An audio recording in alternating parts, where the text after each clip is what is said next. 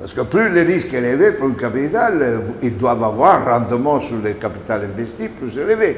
Parce qu'amortir sur 10 ans ou sur 30 ans, si vous devez amortir sur 30 ans, vous devez faire immédiatement un taux de rendement élevé. Vous ne pouvez pas attendre la fin des 30 ans pour récupérer tout. À partir de 5 ans, d'un tiers du temps d'amortissement, vous devez déjà avoir récupéré le tout. Et puis le reste vient en gratis et amour de Dieu, quoi. C'est donc aujourd'hui les risques associés aux activités dépendantes de l'eau sont élevés. Et d'après le World Risk Report du World Economic Forum de l'année passée, ça fait 10 ans que le monde du business finance considère les risques associés aux activités naturelles, compris l'eau, parmi les 5 plus grands risques pour le monde du business. Si les coûts augmentent, l'incertitude, ça c'est la chose pire. Les entreprises n'aiment pas l'incertitude. Ils parlent qu'ils prennent les risques. En réalité, ils ont peur, une trouille terrible de l'incertitude. Et ils justifient cette peur en disant qu'ils ont besoin d'un taux de rendement élevé parce qu'ils ne veulent pas prendre des risques. Mais après, il y a les risques. Alors, si les risques augmentent, les coûts augmentent, les prix doivent augmenter. Et alors, la finance, qui jadis était toujours intéressée à l'eau parce que le taux était rentable, assez rentable, parce qu'il n'y avait pas beaucoup de risques, hein, tu fais un aqueduc, tout le monde a toujours soif. Hein. C'est pas qu'il te manquera des gens qui veulent boire de l'eau. Alors que peut-être des gens qui ne mangeront plus de Godiva, ils peuvent augmenter. Mais l'eau, les gens vont faire la guerre pour avoir l'eau. Hein. Donc, la finance privée commence à s'interroger.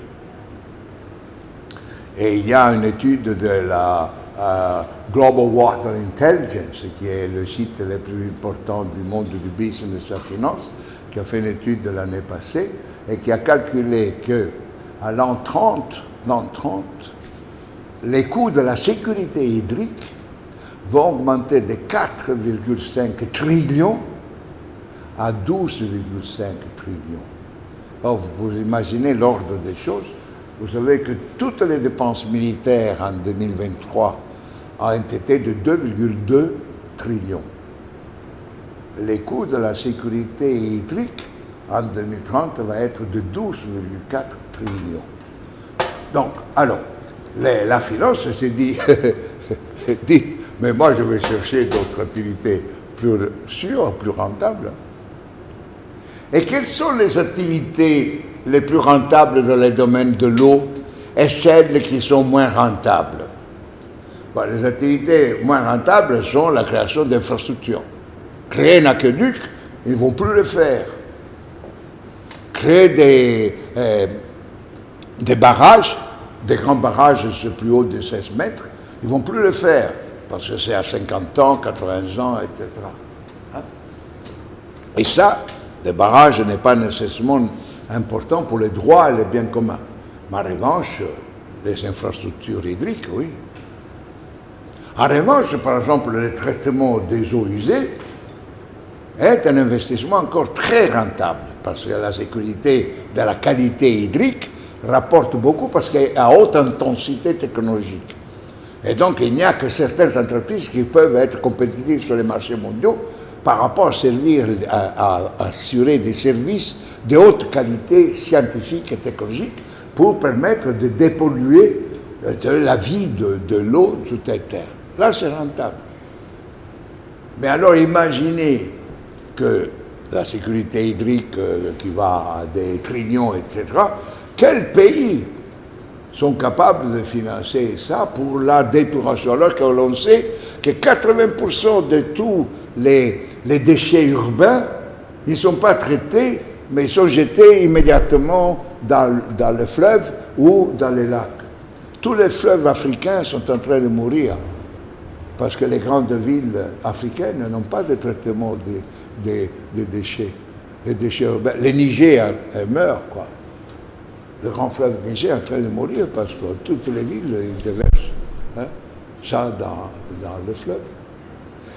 Et alors le problème pour maintenant, revient au problème originel, ben, qui va financer les activités de l'eau qui ne sont pas rentables mais qui sont très importantes pour les droits à l'eau, pour la protection du bien commun, pour un service public destiné aux citoyens de la planète et pas seulement aux détenteurs des capitaux.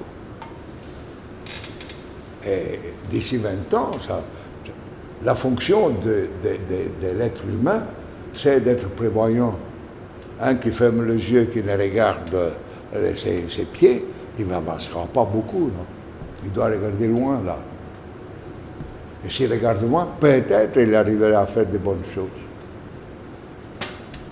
Et alors, à l'heure actuelle, le système financier dit, mais moi je m'en fous de l'eau.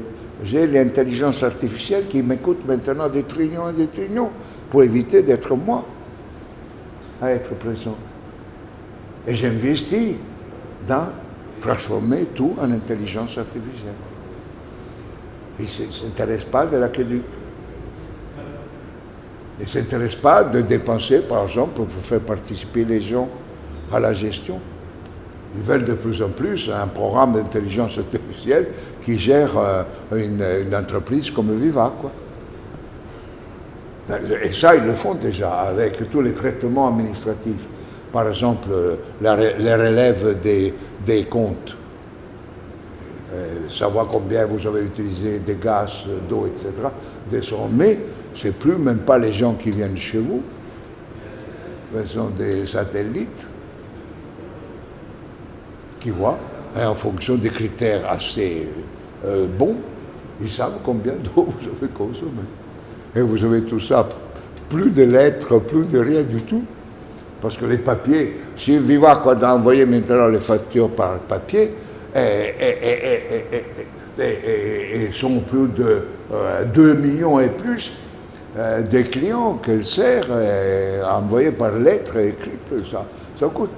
En revanche, une petite note d'un data center établi dans les satellites, il va envoyer sur votre ordinateur, vous devez avoir après un programme d'application nécessaire, parce que si vous n'êtes pas capable d'avoir votre application, vous n'aurez rien du tout, et vous serez exclu, etc. Donc ils sont intéressés.